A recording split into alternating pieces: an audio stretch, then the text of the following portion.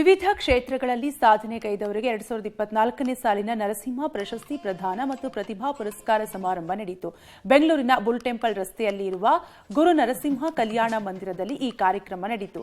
ಕೂಟ ಮಹಾಜಗತ್ತು ಸಾಲಿಗ್ರಾಮ ಬೆಂಗಳೂರು ಅಂಗಸಂಸ್ಥೆಯು ಪ್ರತಿ ವರ್ಷದಂತೆ ಈ ಪ್ರಶಸ್ತಿ ಪ್ರದಾನ ಕಾರ್ಯಕ್ರಮ ಆಯೋಜನೆ ಮಾಡಿದ್ದು, ಈ ವರ್ಷವೂ ಸಾಧಕರು ಪ್ರತಿಭಾವಂತರಿಗೆ ನರಸಿಂಹ ಪ್ರಶಸ್ತಿ ಪ್ರದಾನ ಮಾಡಲಾಯಿತು.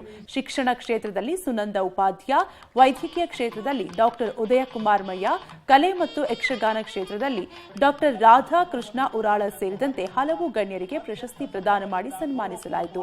ಕಾರ್ಯಕ್ರಮದಲ್ಲಿ ಕೂಟ ಮಹಾಜಗತ್ತು ಸಾಲಿಗ್ರಾಮ ಬೆಂಗಳೂರು ಅಂಗಸಂಸ್ಥೆ ಅಧ್ಯಕ್ಷರಾದ ಡಾ ಪಿಎಂ ಗಿರಿಧರ್ ಉಪಾಧ್ಯಾಯ ಮತ್ತು ಪಬ್ಲಿಕ್ ಟಿವಿ ಮುಖ್ಯಸ್ಥರಾದ ಎಚ್ಆರ್ ರಂಗನಾಥ್ ಸೇರಿದಂತೆ ವಿವಿಧ ಗಣ್ಯರು ಉಪಸ್ಥಿತರಿದ್ದರು.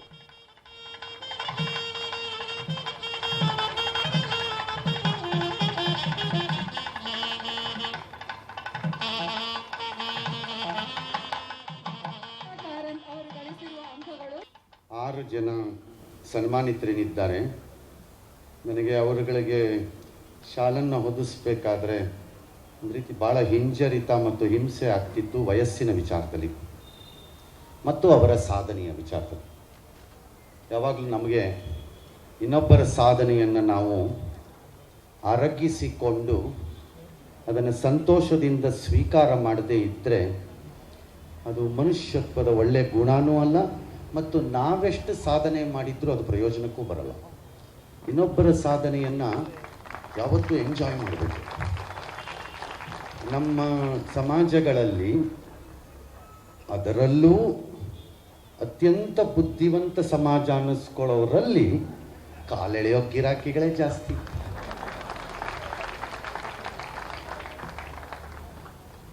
ಹಾಗಾಗಿ ಆ ಹಿಂಜರಿತದ ನಡುವೆಯೂ ನಾನು ನಿಮ್ಮೆಲ್ಲರನ್ನ ಶಾಲೆ ಹೊದಿಸಿದ್ದೀವಿ.